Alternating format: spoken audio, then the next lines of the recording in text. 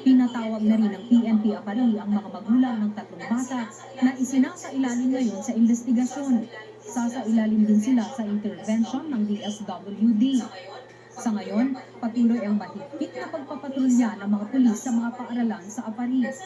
Nagsasagawa na rin ng mga lecture sa bawat klase para maiwasan ang bullying.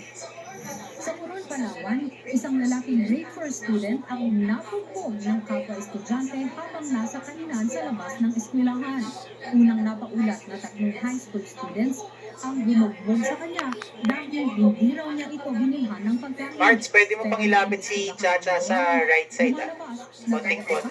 No. Oh, yes. Lapit pa sa lid. Not too much, not too much. Yan. Yan. Thank you.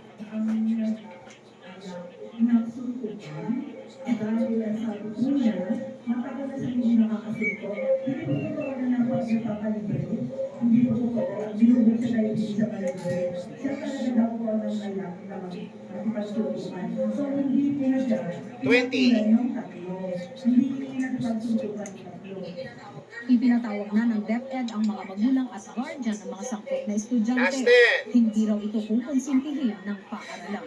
Nagbabalita mula sa Frontline, Margie Bentulan. And out.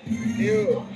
Dobleng minagpis ang nadarama ng isang tatay sa Quezon City matapos makuna ng kanyang asawa na pagkaitan pa ng disenteng libing ang kanya namang anak.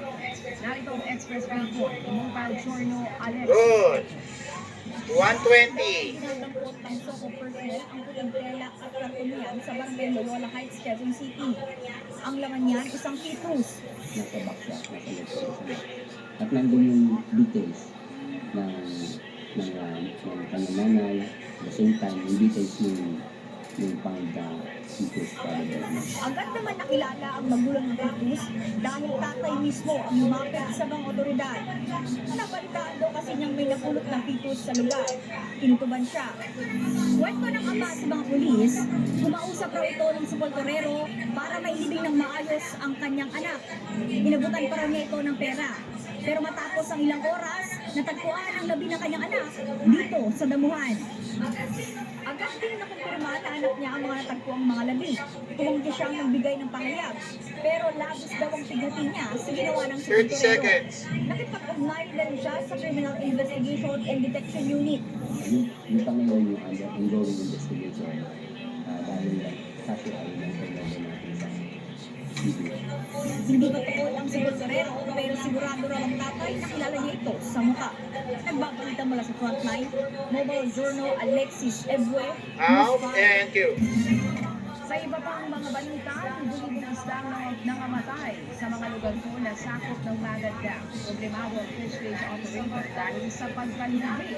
Narito naman ang express. Good.